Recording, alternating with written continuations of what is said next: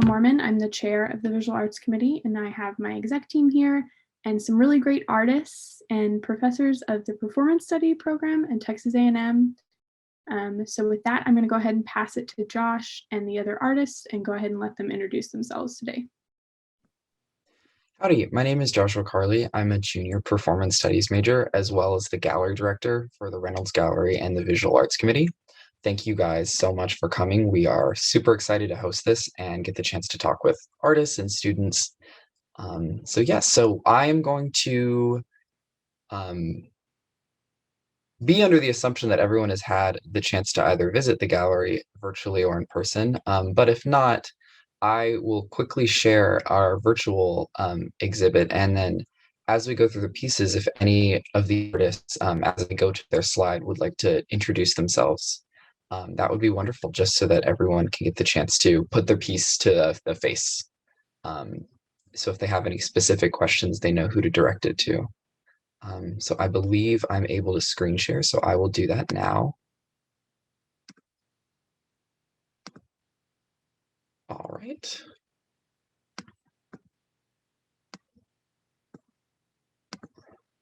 Can everyone see my screen?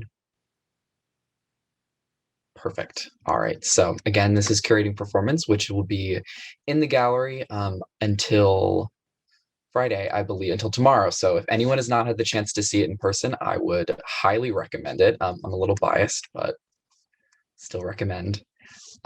So the way that this is set up is that it clicks to a specific part, but I will just be running through it as the slideshow. And then I will also send this link in the chat if anyone would like to take the time to explore it on a more thorough basis. Right now, I'll just be going through just to introduce each artist. So the first piece we have is Imagine Theaters, which is a thought experience founded by Dr. Daniel Sack. He was unable to make it tonight, but he wanted to say thank you to everyone who has shared positive experiences and who has been involved with this piece. And I know that we have some artists who have submitted to this piece as a whole. So Chandler is one of those artists. Chandler, if you'd like to introduce yourself. Yeah, absolutely. Hi, I'm Chandler Keller, a senior performance studies major. And this was a part of an assignment that I did for Dr. Ball's course last semester. Yeah. It was very fun to do. It was definitely different. I enjoyed it. Could you, so I know that you and then Shayna as well participated in this, and I'll get to her piece in a moment, but when you were first encountered with Imagine Theater as a prompt, how did you approach that? And like, how did that strike you? Like, was it new or different? And what ways did you have to approach it that was different than traditional theater?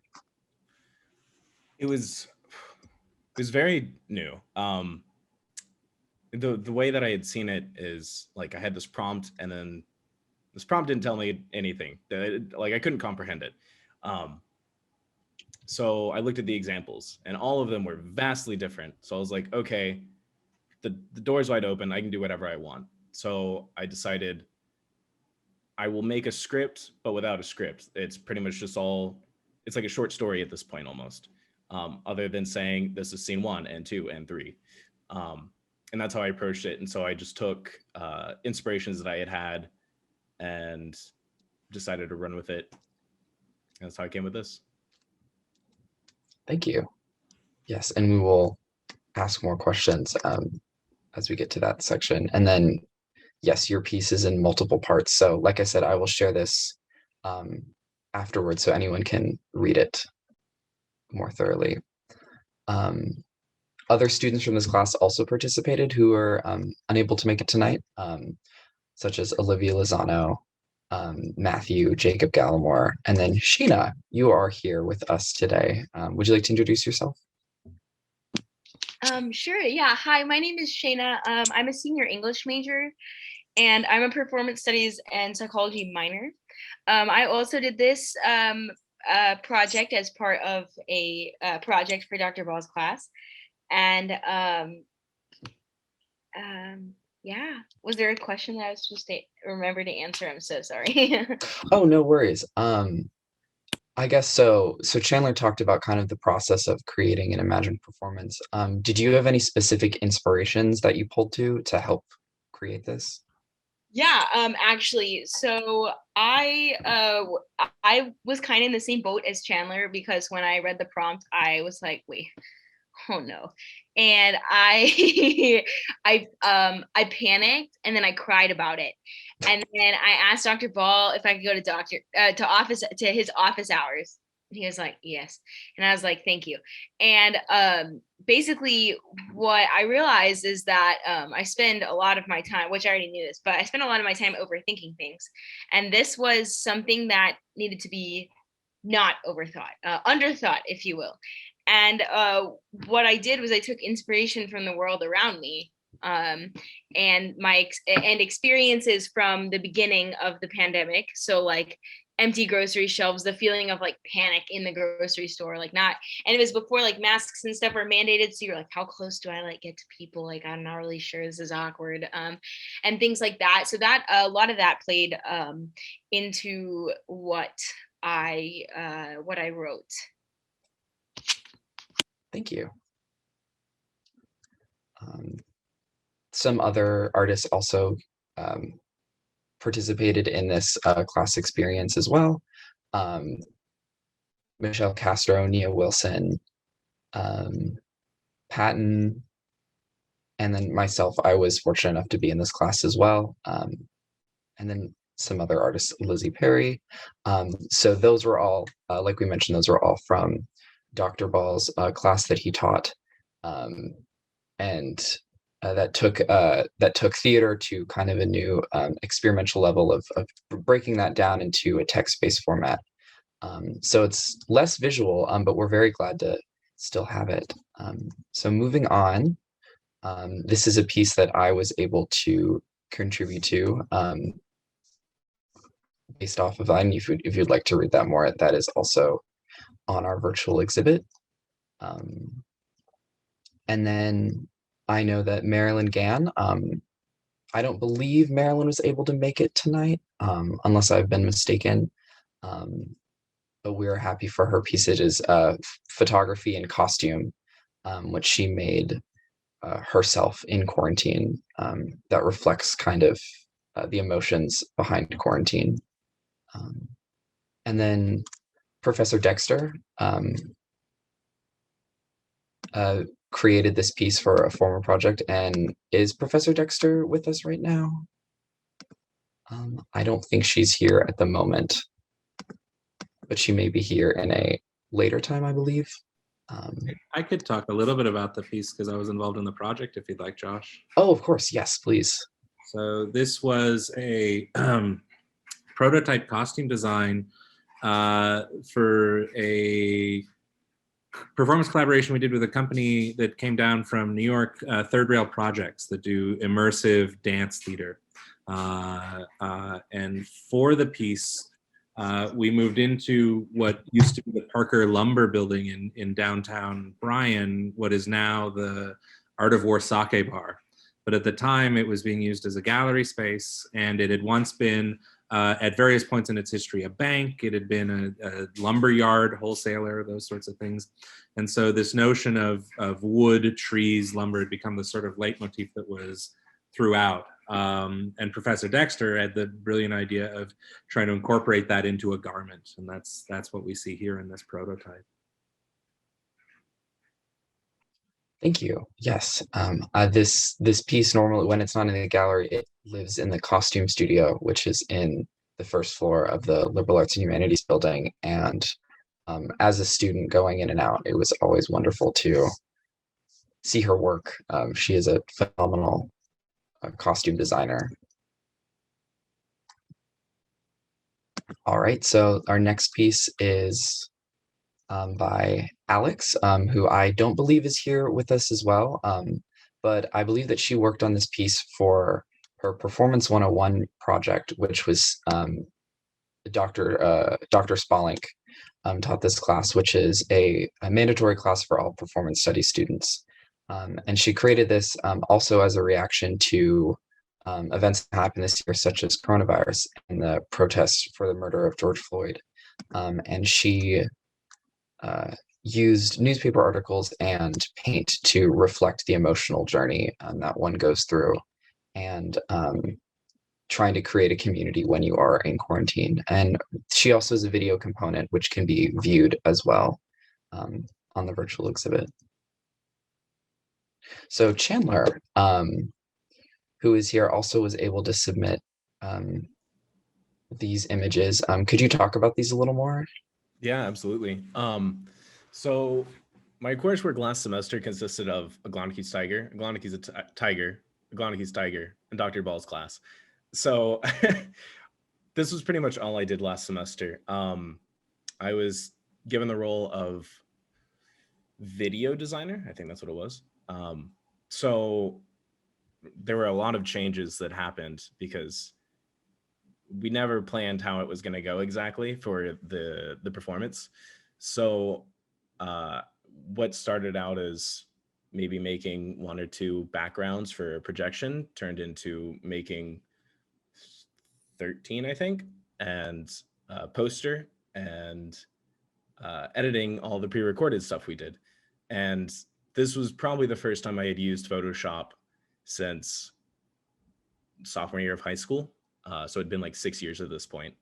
And I had a lot of fun with it. I had to take photos that I had found on not stock sites, but, you know, ones that wouldn't get me copyright striked or harm the school in any way. And I had to edit them in a way that would show off the simplicity of, like, some of the tones of simplicity, as well as the fantastical and wonder-like nature of the performance itself.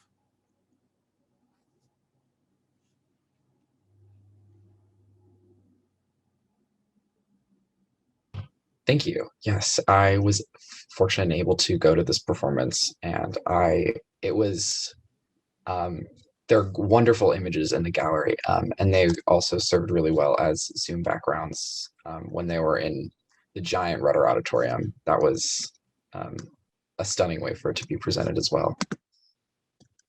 So going through these, Ashley, who I don't believe is also able to make this tonight, but she was in Performance 101 as well, and these are some pieces that she had made previously, and she incorporated them into her performance work in 101, and she wanted to share that with us as an artifact of her performance that she was able to make. And then Dr. Ball, who has been mentioned multiple times for his classes that he has taught, but this is a work that you've created yourself. Could you tell us a little bit about this? Sure, absolutely. So I have a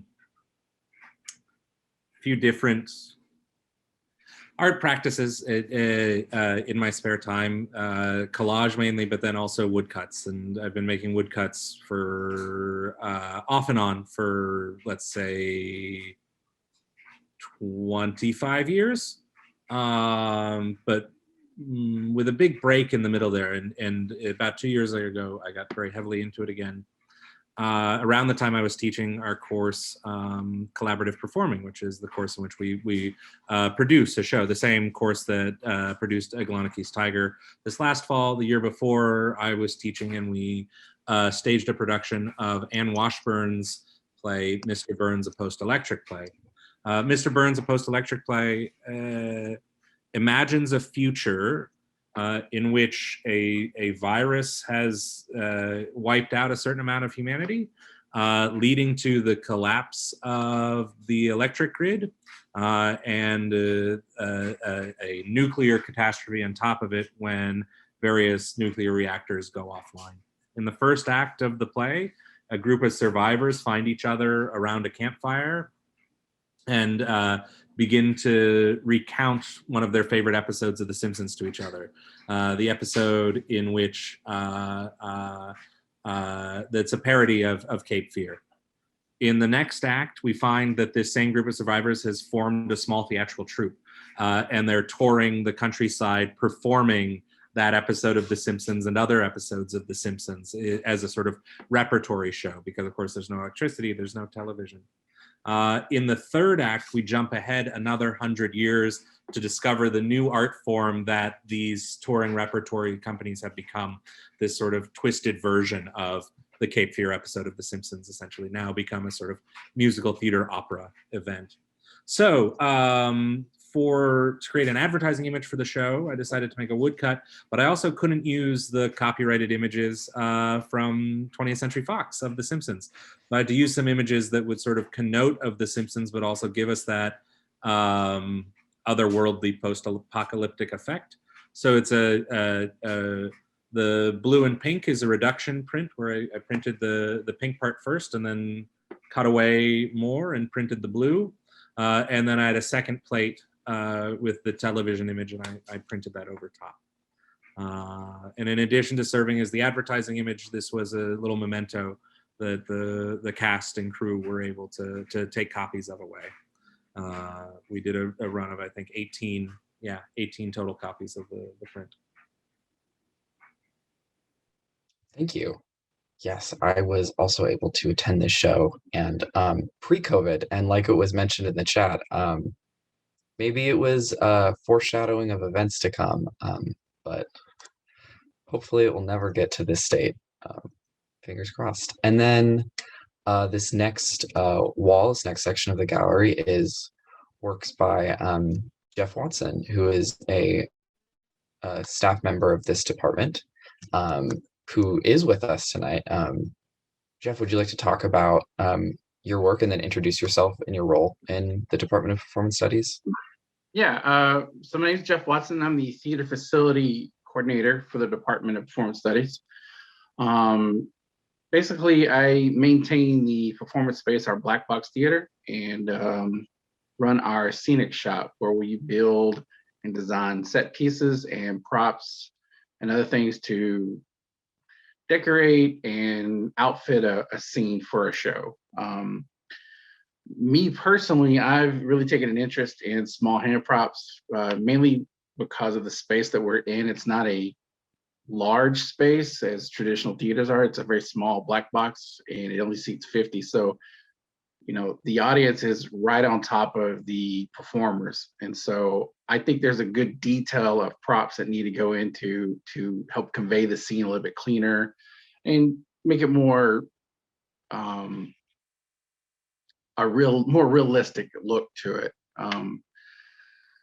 I love transforming things into something else to make them look more realistic or, you know, out of the ordinary. I love to challenge new materials. You know, for this one in particular, it was a plastic Nerf gun we got from a dollar store. And it was just kind of an experiment to see how far I could take it to make it look drastically different. Some of the other things I've had in the gallery is the shield and gauntlet piece. Those are made out of EVA foam. A lot of that foam is what we use now as cushioning for floor and stuff, but it is very versatile and you can pretty much sculpt it and transform it to any way you would like. So yeah, I get a great joy out of it, and I love teaching the students how to do it and anybody else who's interested. So yeah.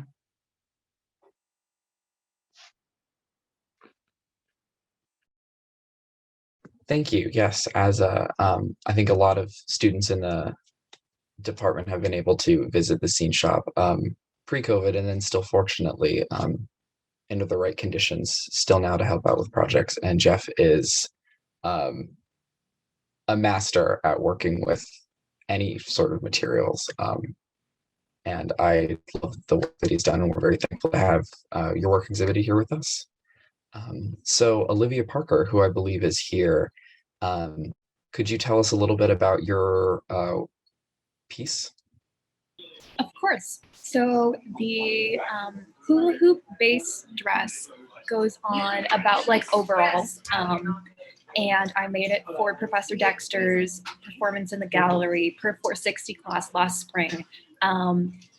about halfway through, COVID interrupted, and I wasn't able to complete the performance I wanted with dress, but it's evolved into this final form. I called it Still Orbit because it's based on the costume designs from the 1930 triadic ballet that were designed by Oscar Schlemmer.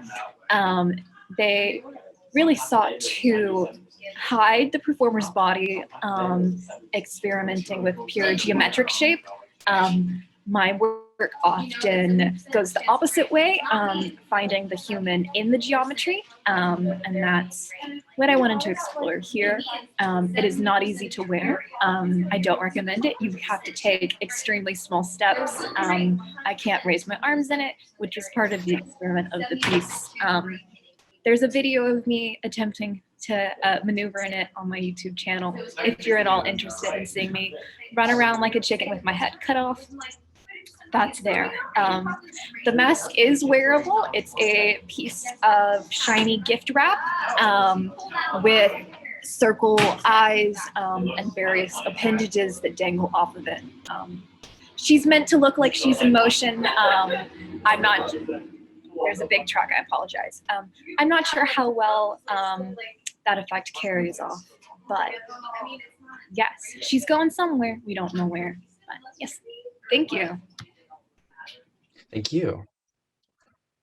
All right, so I believe that is the last of our physical exhibits, and here's all of our costume pieces put together. We're very fortunate to have it on loan from the mannequins and the dress forms on loan from the Department of Performance Studies. And then we also have some video art submitted by Alex, Olivia, and then showcase from the Grove performance. If anyone would like to see those videos, you can find the Zoom link, or you can find the link that I'll put on in the Zoom chat for this virtual gallery. And then at the end of the talk, I will give the opportunity for artists to link their social media, whether that be YouTube or Instagram. And I believe that they're on Olivia's YouTube channel as well. Yes. And these are all of them. And with that, I believe that is the end of the virtual exhibit. And now we're going to go into an open forum where I have a list of prepared questions, but if anyone has questions that they thought of when looking through that, feel free to raise your hand and then unmute yourself, or just put it in the chat and I can read it off for you. But before I begin, does anyone have any questions? Perfect. All right, well then I can start off. So the first question I have as a student from myself, and then also in seeing work that other students have created, I am curious about the student experience of what is it like to create art for class versus to create art for your own projects? Does it change the way that you go about creating? And then how did that inspire some of the works that you've created? Sheena, go ahead. So the first thing that comes to mind is immediately I get a lot of ideas. Writing is not typically the way that I do my performances. I have a dance background, so a lot of my performances have been dance related. And I have all these ideas and I cut all this music.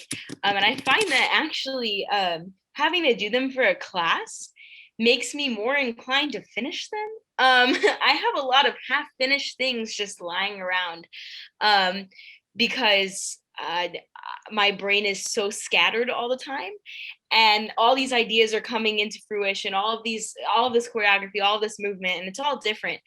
And having to do these things, or getting the opportunity to use your art for a grade, like, okay, I like it. I've found, especially most of my experience doing that, actually all of my experience doing that, is with Dr. Ball's classes, and where he'll give a prompt and he always says, if your art takes you in a different direction, that's okay. And that's something that I really respect and appreciate. But yeah, to bring that back around, I find that when I am choose to / am asked to do these things for my classes, I'm more likely to actually finish them, which I'm really hard on myself. So a lot of my work goes unfinished because I start hating it halfway through. And so all of these half finished projects are lying around, but once you have a deadline and something to turn it in for, and possible future resting on it, it's hard to, even if you hate it, you have to keep going. And that's something that doing it for a class helps. I've never felt super restricted in my art for any of my classes that I've taken here, so that's really nice. Thank you. No, that's glad to hear. That's really funny that all of your classes have been with Dr. Ball. And so, does any other students want to answer that? Olivia. Shayna, I can definitely relate to having lots of creative materials at hand to pull through and drag into class. I find that what I make for class isn't necessarily restricted by the prompt so much as the impression it could make on my peers. I tend to do weird art that has a lot of texture, a lot of collage work. I'm making for Art Fest a shrine to Trevor, the magical wish-granting space frog. No professor has ever given me this feeling that what I'm making doesn't belong in the class, but at times it can feel like you're the odd one out student-wise. And I just want to say, if you ever felt like the weird art kid in your class, I assure you, we all are. And I enjoy your weird ideas. So. I left the door. Even though I'm not a student, may I answer the question as well? Of course. Because I think at the heart of your question is perhaps a question about how that part of our lives that is art making interacts with these other parts of our lives that are not necessarily art making, right? That, you know, I don't make a living making woodcuts or even my collages or other things. I make it teaching and doing research. When I was in graduate school, though, I made a conscious decision to have a single workbook, and I've dug up the one from the woodcuts, right? And so my art, even though it's separate and kept apart from my classes that I'm teaching or other things that I'm doing intellectually, other work, you know, the initial sketch for the woodcuts is right next to notes from a lecture that I attended. And the next page is notes on a performance that I attended, right? That includes sketches and things like that. So in large part, you know, I encourage, well, you do you, but for me, it's about living an artful life and making art kind of interwoven into everything I do, whether it's sitting in a history lecture or working to devise a performance. Thank you. All right.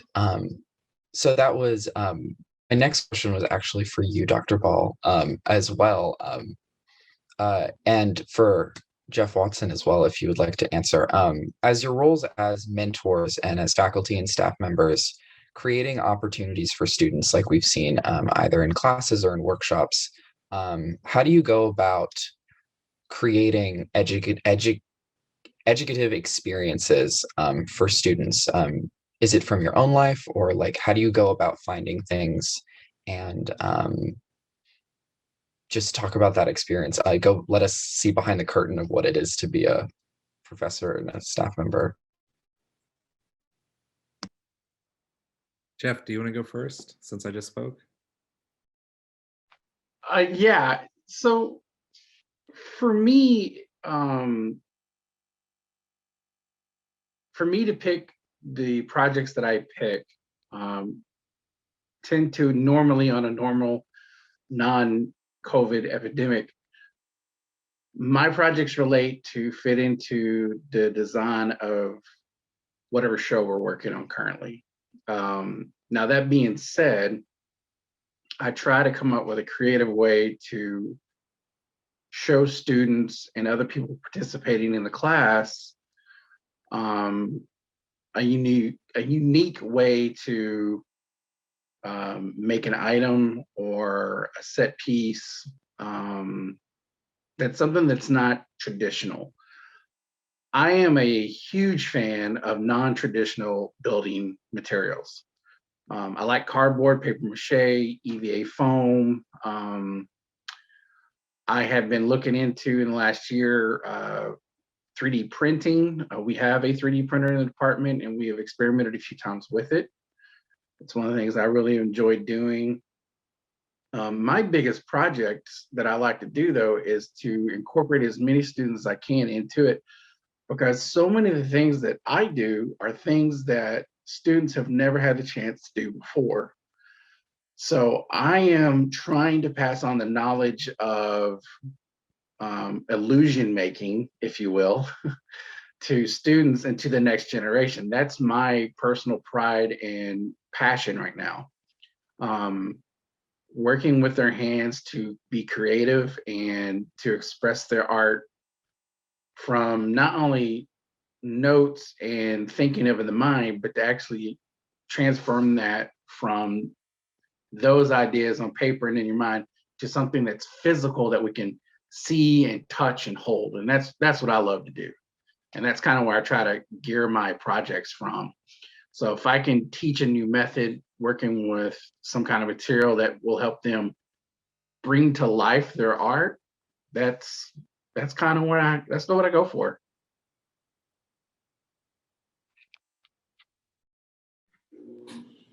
For me, the way I teach my classes now, I've been teaching for, I'm in my 11th year of teaching, or in September, I'll hit 11 years teaching. So, and this is not the way I started teaching. I have to tell like a longer story to explain.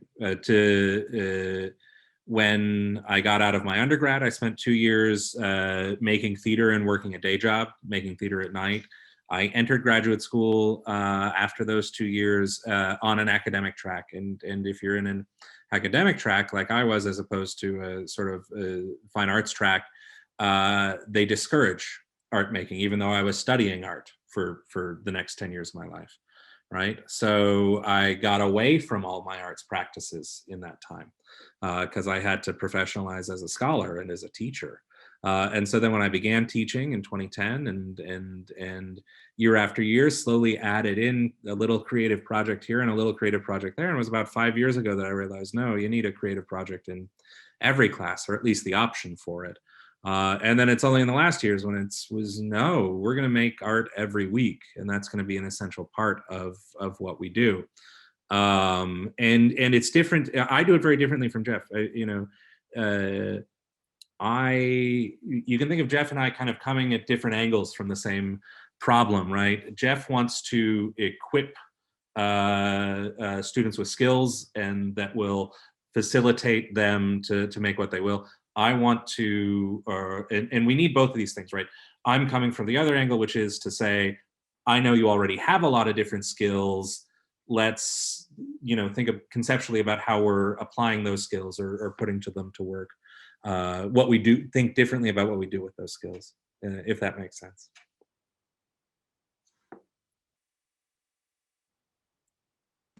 Thank you. And that's a wonderful answer.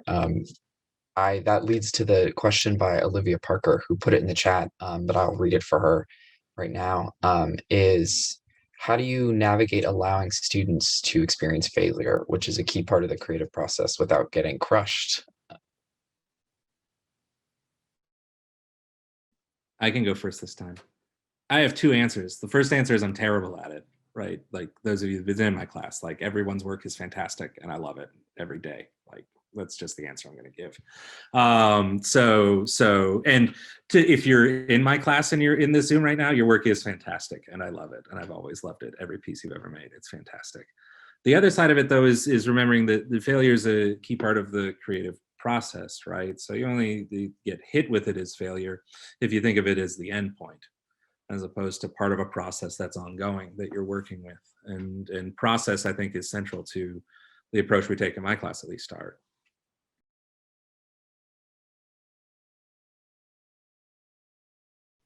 Thank you. And as a student in your class, I guess that is a good feeling. Jeff, have you had any experiences? Yeah. I welcome failure.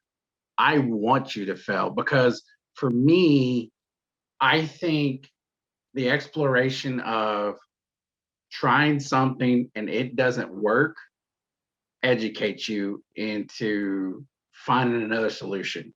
I think failure, if you will, I don't like to really call it failure because to me, it's just you found a way not to do it.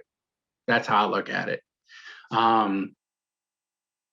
You find a way, it's not the way it's going to work, so we find another way. That's all it is.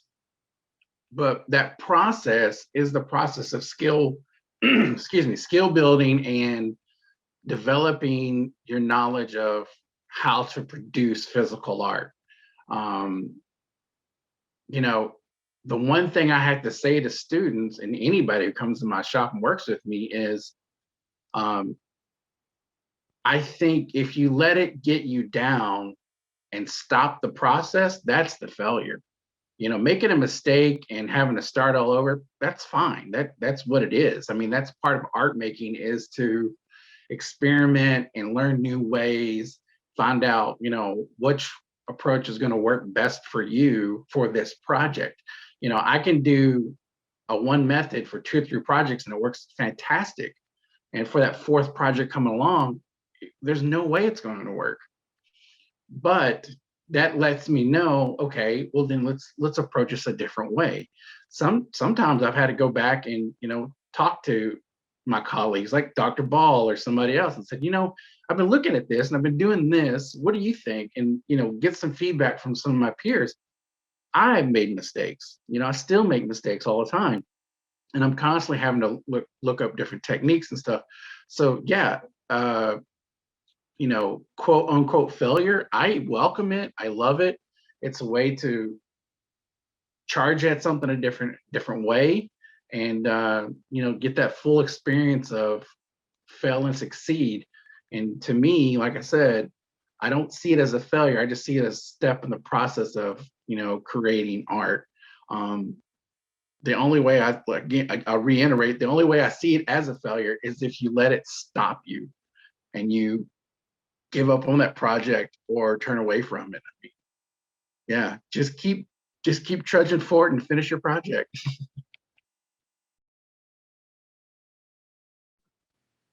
Thank you. That is positive. Oh, Shayna, yes, go ahead.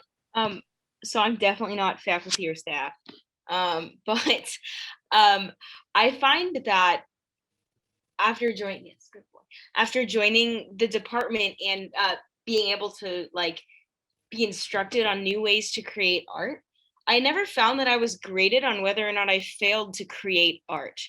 That was never like something that I was that was told to me is like, you failed to create art. It was always like the numerical grade was based on, did you create art? And the answer is yes. And then the comments were based on, here's all the ways that you might think of improving this. But I've never felt that I failed. And coming from a competitive dance world, right? It's either like you win or you don't. And that's very instilled upon you from a young age. And this was a new experience to where it wasn't you did it or you failed. It was you did it. Maybe here are other ways to improve your work, to think about going about this work. But your grade doesn't reflect whether or not I think you failed. your grade reflects whether or not you created art. And so it takes away that pressure of like, I'm scared to take risks to learn because I have to get into graduate school or I have to do this for a grade. Now outside of school, like work is completely different, but since we're talking to professors and like asking that in a educational context, I find that being graded on whether or not I turned in art versus whether or not I succeeded at the art has taken a lot of stress off of the choices to experiment and step out of my comfort zone and go further and take that to the next level versus I have to stay in my comfort zone because I know that this is what's going to help me succeed numerically. So.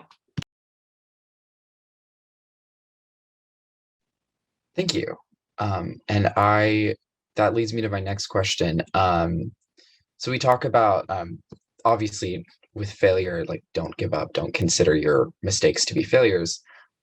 When it comes to needing to creatively recharge, since our classes and even a lot of our extracurriculars are performing and creating, how do you all as artists find a way to creatively recharge, and definitely share it with us in the visual arts community? I'm curious to see what ways may they be different, what ways may they be the same across different mediums. For me, the simplest thing I've learned for myself is to dive into something I'm not used to diving into, if that makes sense. When I'm making projects, I take inspiration wherever I can get it. If it's painting, it's painting and making new things. But the way if I need to take a break from making art, I will turn away from it and go into do something completely different. And that is a couple of things. Go for a walk, literally, like just drop your art for a day or two, go outdoors, take in some fresh air, go to the park, watch squirrels chase each other, just something to disconnect from your project. Play video games, watch a movie. That's what I do. Okay, that I kind of get away from what I'm working on and just go live my life. Call a friend, call a family member, talk to them about what you're working on. Read a book, just anything to kind of get your mind off that project, because sometimes when just like any other school project I think you guys are working on, once you get too far into it, you get so locked in on this goal of finishing that you sometimes get that creative block. And that's with writing or, performing or painting, you get this, artistic block of creativity. So you really kind of just have to cut the ties and go do something different. That's what helps me. I have, called friends, watch TV, I play video games, watch a documentary on some weird history thing that's really obscure, just something to get my mind completely off what I'm working on. And it kind of sometimes just helps me rethink about it and or come up with a new project. You never know.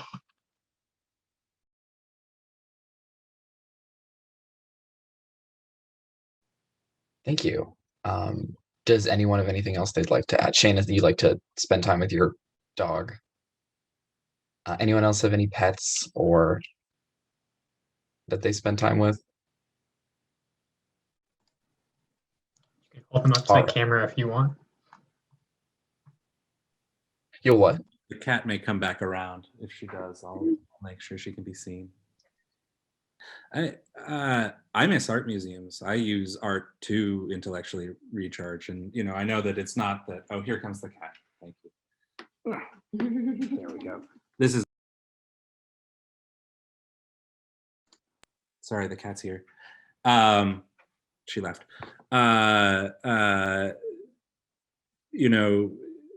Going to see art is what always creatively and intellectually recharged me, and I haven't been able to do that because I'm high risk for COVID. But hopefully sometime again soon. I'm very excited to try and get to actually go into the gallery tomorrow and see Curating Performance on its last day beyond the virtual. Yeah, that's my.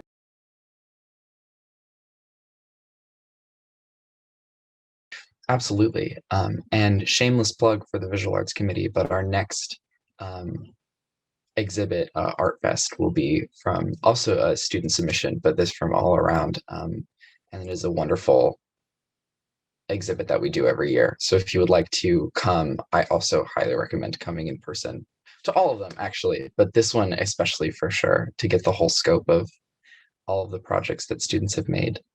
But no, thank you. That is a wonderful answer that I think a lot of us can agree with.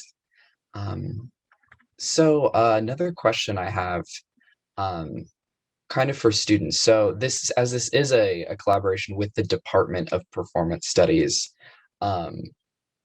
Some people who may not be in performance studies may not necessarily know the scope or know the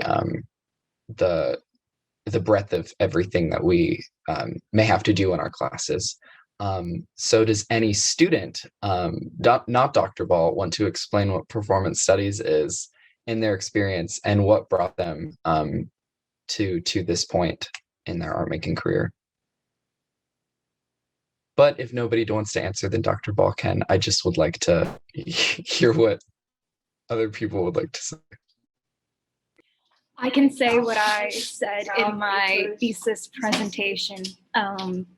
I stole Bell's often quoted explanation that performance is a way of knowing. Perf 101, Dr. Ball explained it to me as a lens that we look at the world with. To me, it's something you do, it's something you make, and something you study. When we talk about performance, we're really just talking about the ways in which people interact and express themselves.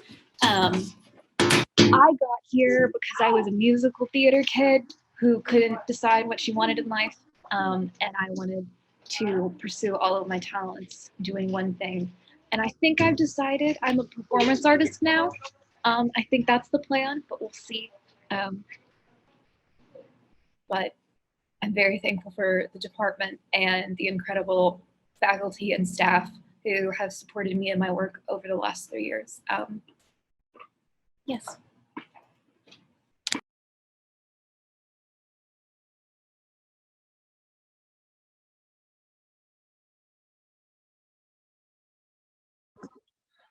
I'll have to say, as a student in performance studies, I had a very similar track to Olivia,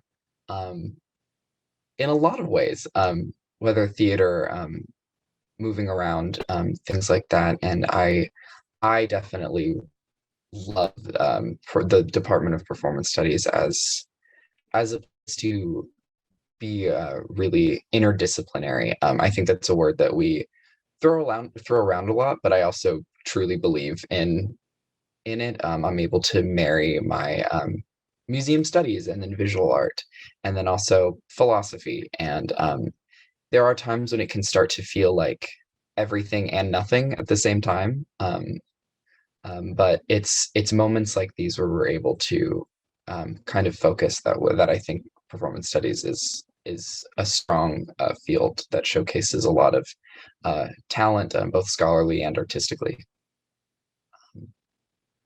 All right. Would anyone else like to add to that before I?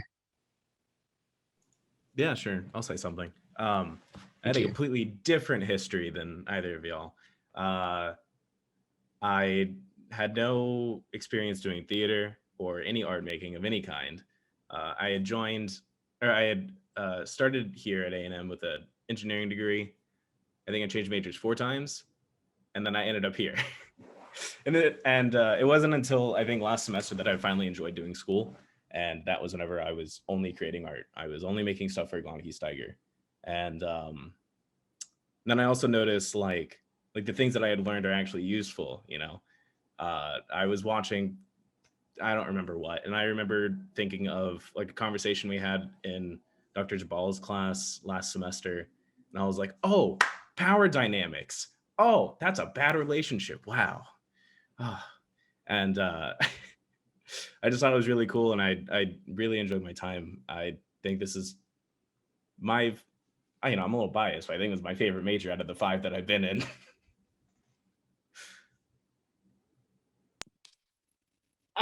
So I'm actually not in the major, I'm a minor. And I didn't declare until my junior year either.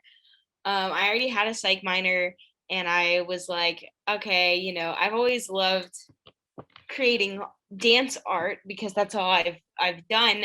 And I didn't realize that the field of performance studies was out there at all. I was either like, okay, well, I'm not going to make it anywhere as a dance major, and I don't really want a dance major because it's not really something I want to teach high school English. Like that was like something I wanted to do. And so I kind of accepted at the end of my high school career that my dance career was over, and my performance career with it, because I have no theater experience and I can't sing and I can't really draw anything. So that was kind of all I had. And I took Dr. Kateri's Evolution of the American Musical because I needed a creative arts credit and I liked musicals. And I was like, perfect, this is great. And I ended up writing something for my fantasy literature class about fantasy and performance for my honors project. And I went to ask her a couple of questions. We ended up talking in her office hours for 2 hours, and she convinced me to declare a minor. And I realized then that this is really, like Chandler said, that this is one of the first times I've really realized, like, I love my major and I love being in liberal arts, and I haven't changed. I've been an English major this whole time. But finding those little things that allow you to do what you love while learning from what you love, that kind of completed my college career. Like I always felt like something was, missing throughout my time as a student. Like I loved it here. I loved the environment. I loved my classes and my peers and my professors, but I felt like there was something missing in my educational experience. And finding performance studies, finding a department that's so open and like Josh said, so interdisciplinary, being able to use knowledge from other majors, other points of my life, other things that I just happen to know off the top of my head, like randomly because I've watched musicals about them. And other things like that, being able to incorporate those into life and understand how they work. I found a love for performance theory, and I'd always done performance and not ever thought about the ways it worked. And now not only is there an opportunity to keep performing, there's an opportunity to understand how and why these things work in order to make performances and make art better. And I feel like that was exactly what was missing for me. And not only in college, but in my creative career as well. Yes, this was Dr. Robinson, Josh. I just got your message, but yes. Oh, perfect. Yes, Dr. Robinson is a faculty member in English, and she teaches wonderful classes like fantasy literature, and then I took a children's literature class with her. So shameless plug for her. Go take her classes. And then also shameless plug for performance studies. If you are like Chandler and are thinking of switching your major or even declaring a minor like Shayna, like I said, it's very interdisciplinary and there's lots of ways to marry your work.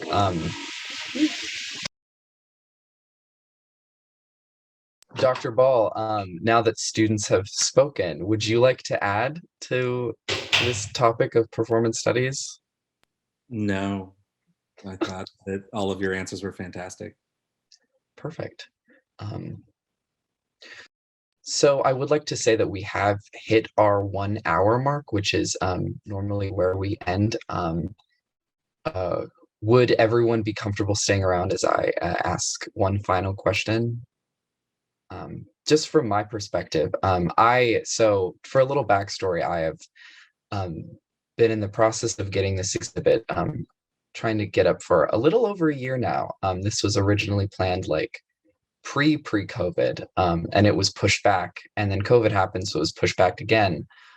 So I'm very proud to see it up, and I'm very grateful for everyone who has submitted and who has attended. And I would just like to know, at least selfishly, for the artists, do you have any takeaways from this exhibit? What has this process of having your art in a gallery or submitting something to this space in this perhaps new medium changed, and how will it go about, how will this show up in your work in the future?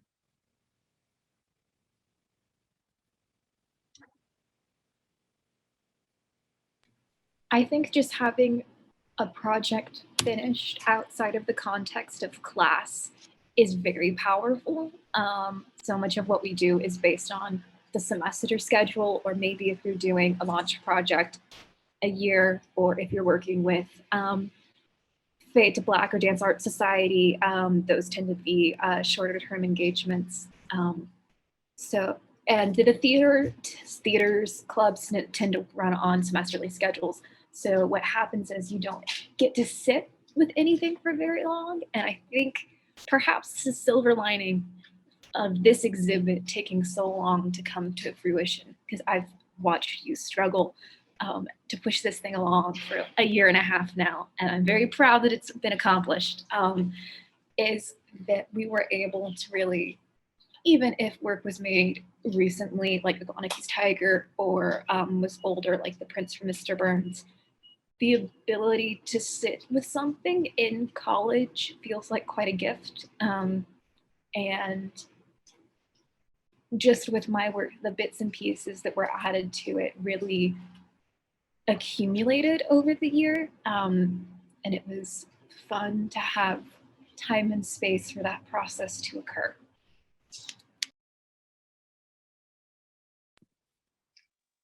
I think for me also, I agree with Olivia, and something that I took away is honestly, if I hadn't had a class with you, I wouldn't have submitted anything, because I'm so critical of my own work that I hate looking at it. And once I turn it in, or like once I finish it, I kind of want to put it away for a little while so I can like get away from that critical stage of like noticing every little thing wrong with it, and then go back and look at it later. And honestly, what I took away from this is I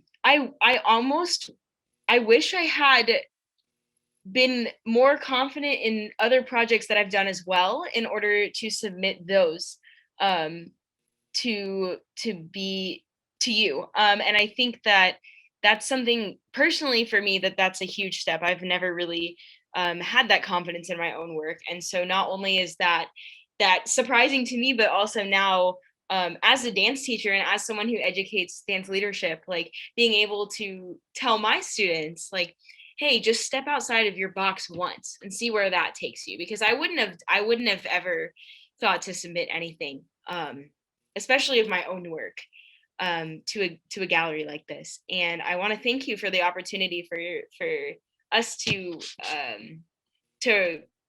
give you our work and see what happens with it. And I really, really appreciate everything that you've done, not only to like the whole organization to like curate this gallery, but to showcase the work of students through a pandemic, through all of this stuff, like this, the fact that y'all still got it out there.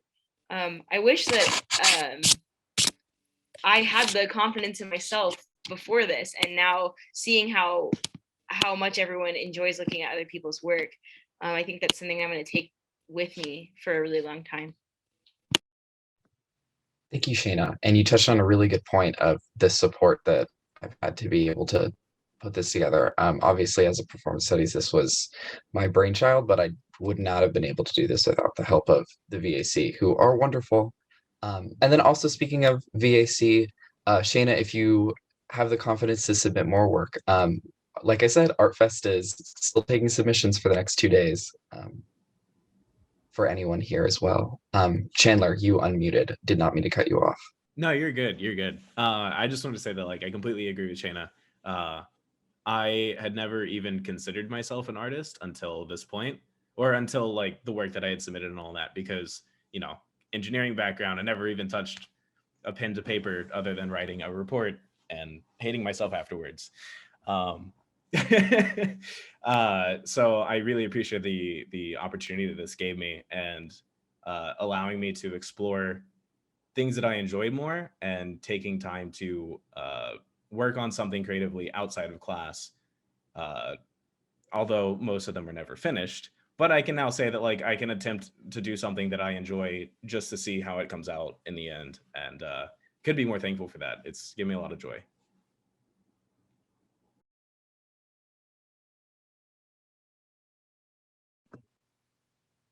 All right. Well, that is, I believe, as good as a place to end as any, unless anyone else has anything else to say. But before we leave, if anyone has any of their social medias or links, I know that Olivia put her YouTube link below. If you are interested, follow the Department of Performance Studies on Instagram. The Academy of Visual and Performing Arts also does performances if that's something you're interested as well. Any other links that I'm missing, Dr. Ball or Jeff or Olivia? Yes. Quick announcement.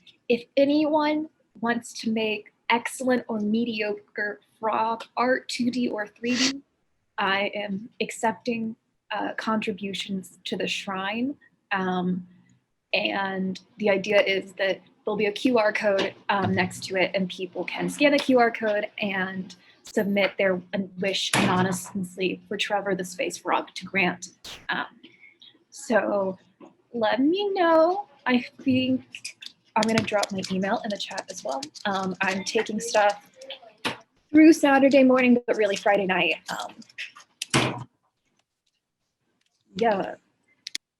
It doesn't have to be good. Cursed objects, kind of ideal for this.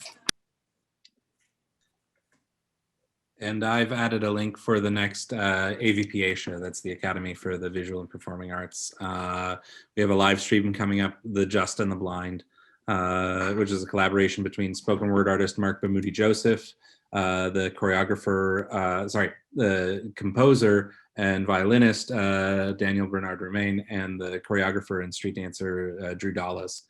Very exciting. It'll be live via YouTube. Tickets are available through the MSC box office, $5 for students.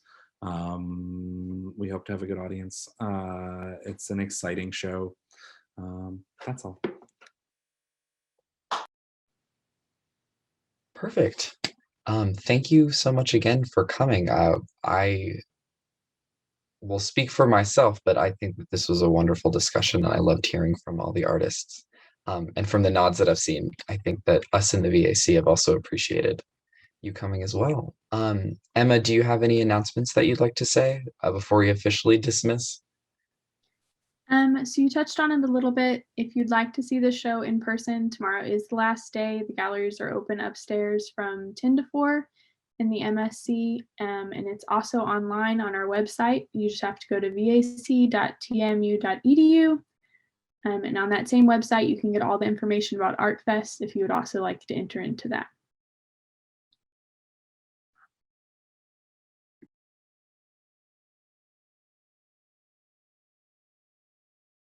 All right. Well, thank you so much again for coming. Looking forward to seeing the art that you guys make in the future. And thank you for staying over 10 minutes.